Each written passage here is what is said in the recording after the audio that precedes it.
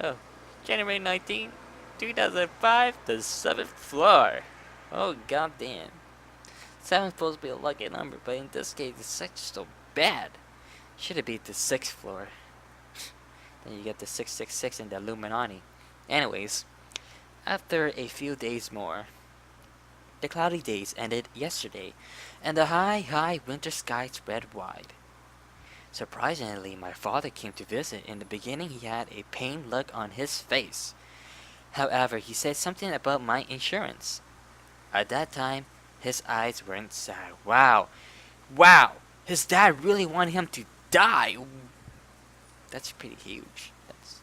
Holy smoke. What a jerk. Well, I had to talk a bit with the doctor, saying that my father went down the hall. He seems to be heading to that place from before, the gloomy conference room.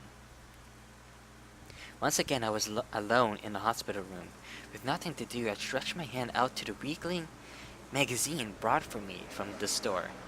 They were there along with the fruits and juice that he always brought when visiting, next to the basket with fruit inside, just in front of the melon that I hated. What? What? What's going on? What came into view? Were car keys. Car keys. What the?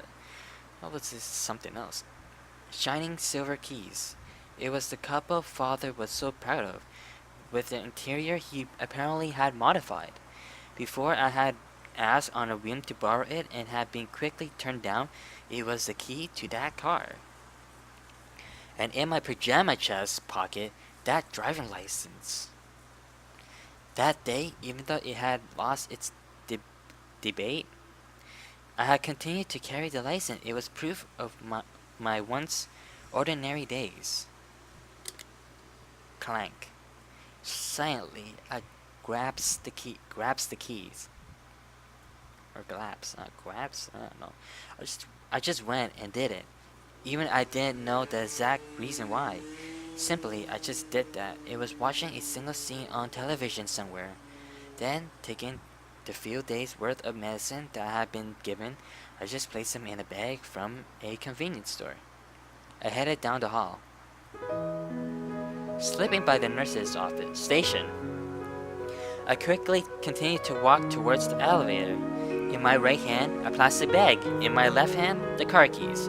In my chest pocket, the license that I was supposed to have lost. Come on! Where's the T? It just is. Lost is, debate hit? That makes no sense. Why does this game make no sense? Grammars! Oh, smoke. I feel like this is like an 8-year-old making this game now. Oh. In front of the lounge, the next thing that came into sight with the figure of the girl, as always, watching the television. Sitting in a cheap folding chair, today she was boredly looking at the screen. Hey you, is that interesting? Does it look like it? Nope, not at all. The usual exchange. Her eyes were as usual, seemingly looking far away. Well then, shall we go together? Eh? While showing her the car keys in my hand, I continued speaking. I always don't like home. ...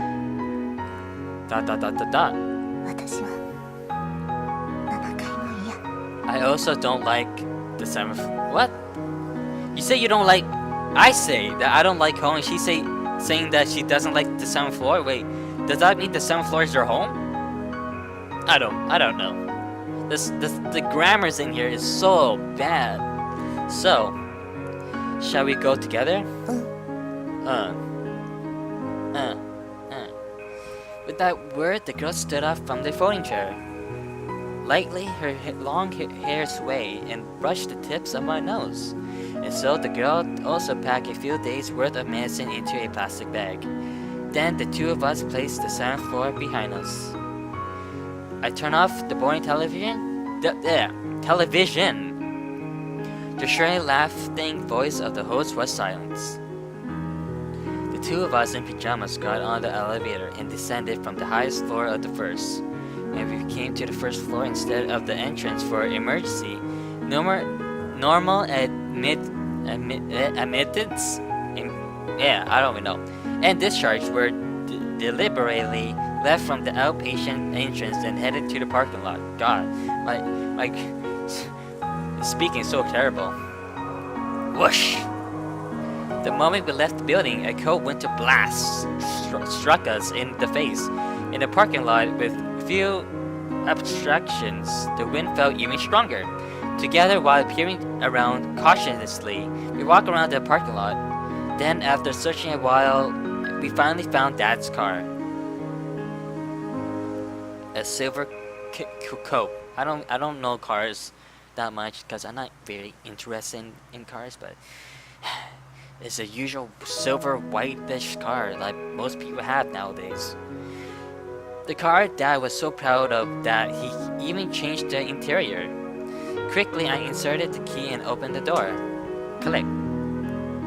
Hey, you can get in. Is that how you tell a girl to get in a car? That's kind of rude. Wow. Alright. Oh my god, slam. I sunk myself into the deep driver's seat. For the girl in the passenger seat, because of her height, even if she sat normally, it was difficult for her to see the front. Next, I put the key in my hands into the ignition, and as I turned it, stepped on the accelerator. Wow, is it this guy? So apparently I'm a right driver.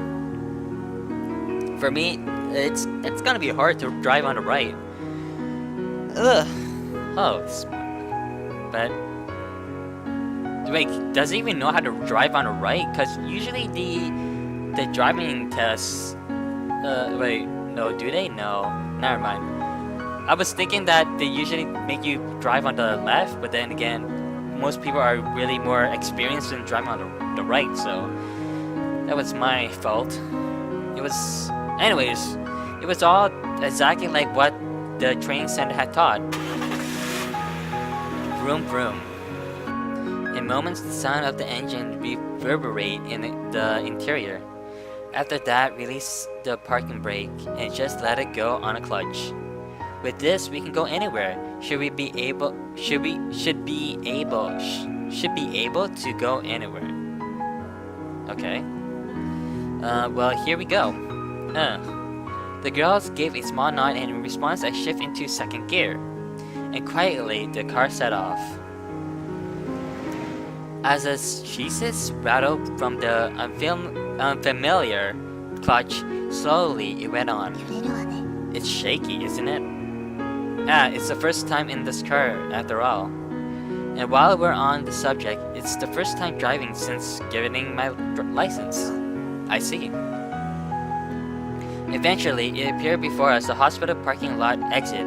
Just beyond it was a large road. I pulled the car out into the lightless intersection. Honk honk. From behind came I didn't even need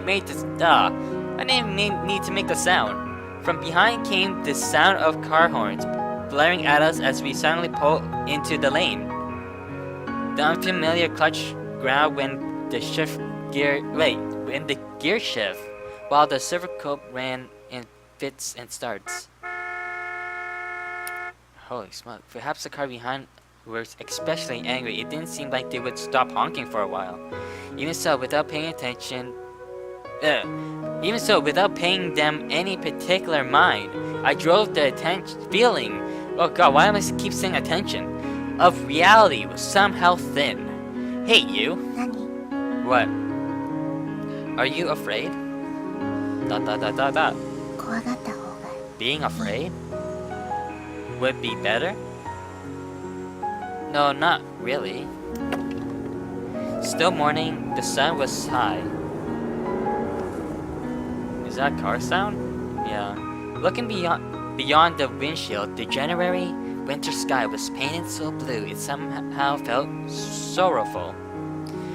It was like we had a destination.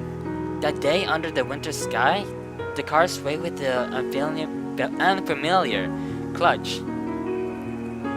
The day in our pajamas, where the two of us aimed for the national road. That winter day, what happened? January 19, 2005. Ibaraki. Mito Highway. Around when that so very high sun was turning orange. Oh my god. There's no song. That's a bad news. Something's bad gonna happen, right? Oh. That's not bad. We continued to drive. Simply at random, the car continued running. And then when the area turned into a familiar place, I'm stopping for a bit. She can't say yeah, she said Oh god, that sounds so wrong. This is supposed to be a serious game, and I'm making jokes about this. Oh, I'm so bad, I guess. Yeah, who cares? Anyways, finally, I brought the car to a stop. Outside of the city area, by the roadside, somewhere, a lonely place that didn't seem to have much traffic. Stopping the car in a place I didn't know the name of, I started inspecting the interior. If there were things that would even be the slightest bit useful. We had rushed out without any preparation, but I could see that we would be in trouble very soon. While thinking about that, first I searched the dashboard in front of me. ... There really isn't much in there, is there?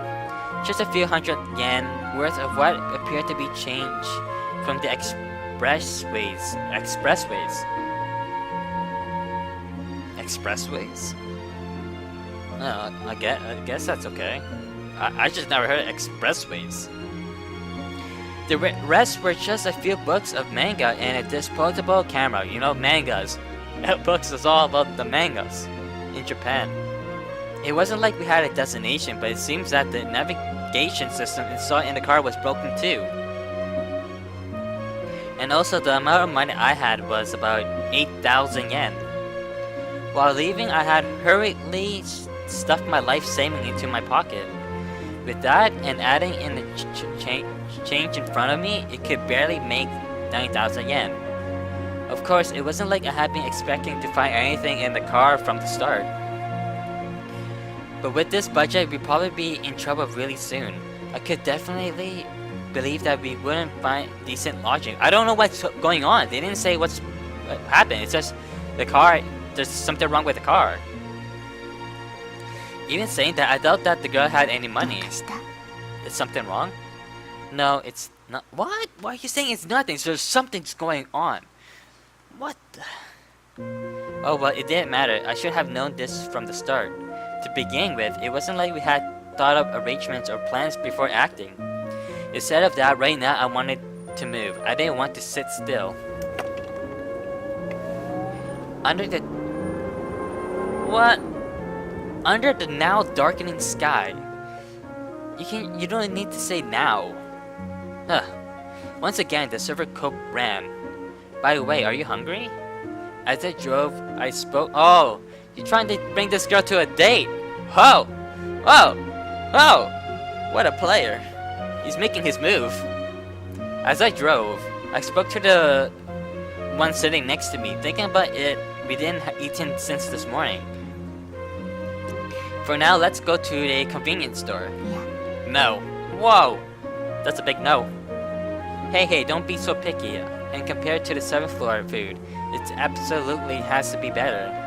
At my words, the girl returned silence. Those downcast eyes, their sight of blind was on the pink pajamas that she wore. Ah, now that you say that's right. As I spoke, I looked down at my own clothes. Certainly, it's in these pajamas, wherever we went, we stand out too much. Why are you wearing pajama? You guys gotta learn how to, like, change your clothes. Pajamas. Oh my god, I don't even wear pajamas. It wasn't like it was fine inside the car neither, but in any case, we had to do something about these clothes. Making that decision, I turned the wheels from the main road and headed into town. After running a while, the place that we came to was some street I didn't know the name of. Surely it must be some station that it was a street where about the number of people could be seen. In a place like this, you'd think there'd be one. While glancing around the area searching, I moved the car on, slightly raising my body in the seat while driving.